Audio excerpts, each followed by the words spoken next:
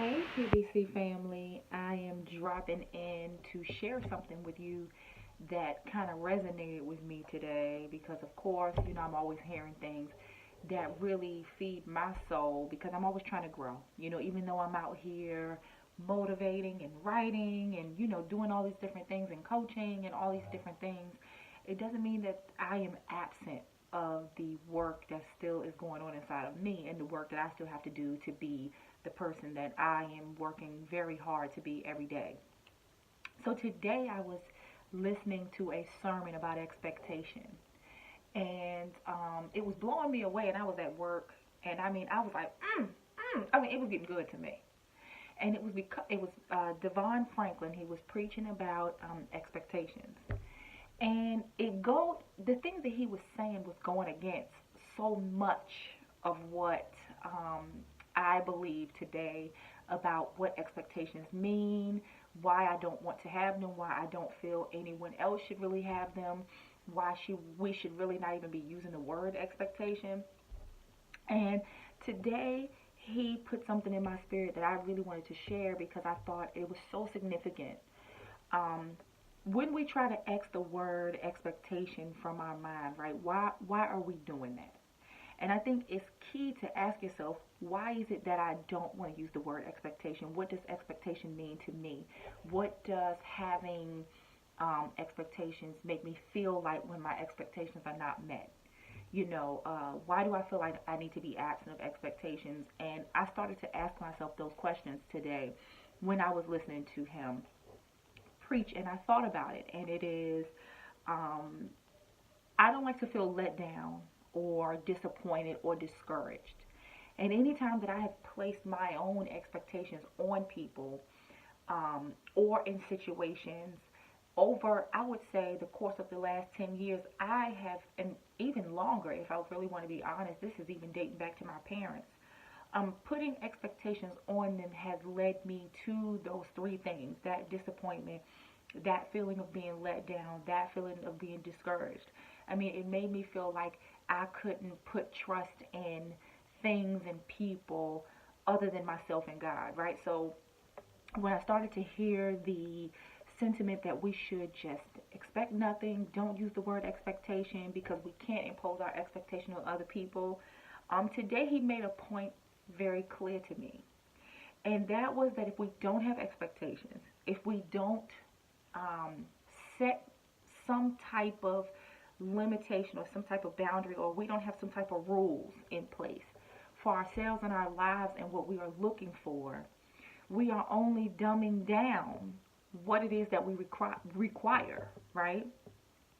And that hit me because anytime we say we'll expect nothing, we're only expecting nothing out of self-preservation. And I always say it's a self-preservatory thing. And preservatory is not a word, but I would always say it in that manner because that's the way that it felt to me, is that in order to protect my heart, in order to protect my feelings, in order to protect where I am as a person and the person I'm going into, to keep her safe and to keep her covered, I wanted her to not feel the same way that the person before her felt. And in order to do that, I had to protect her from expectations. But I have a changed mind. And I think that as we grow as individuals, we need to have changed minds. We need to be willing to make adjustments based on new information. It helps us grow as people. It helps us stretch. It helps us get to that place that we're supposed to be. And I wanted to share it because I think that it will help all of us get free of the disappointments, the letdown, those feelings that we feel when people don't meet our expectations.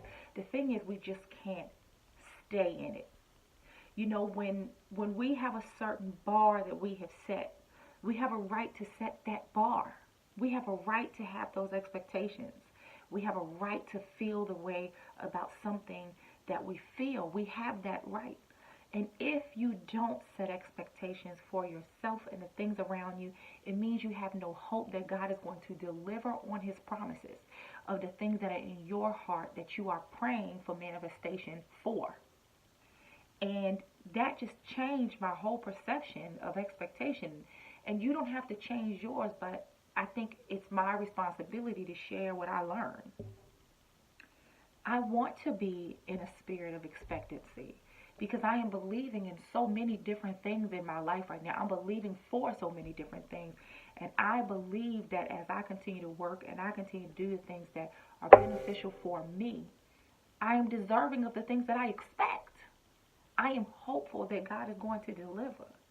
And so maybe I'm going to usher back in expectation into my vocabulary in a way that says, I am expecting these things in my life. And if you can't meet that standard, you can't, come up to the expectation that is set within reason, then it's just not meant for me. And that I don't have to curtail my hope or reduce myself in what it is that I need and desire and want just to stop myself from being afraid of what the outcome will be if in fact it doesn't turn out the way that I want it to turn out. And so I wanted to share that because I thought it was refreshing to hear that I actually can expect things and that I actually should expect things. And my faith in my creator is what allows me the opportunity to have that expectation and be okay with what that expectation is. And know that that expectation is going to evolve. No, you can't make people do things. You can't make situations turn out the way that you want them to. But you can go into them with a feeling of, okay, Lord, I'm believing for this thing. I want this thing. I aspire to this thing. I want to be in this place. I want to do this thing. I want this thing. And you have a right to feel that. You have a right to go in with that hope that we live with every day. We live with the hope that we will live the lives that we want to live, that we will be the people that we want to be. And when you lose expectation, you lose hope that those things are possible. But I will say this.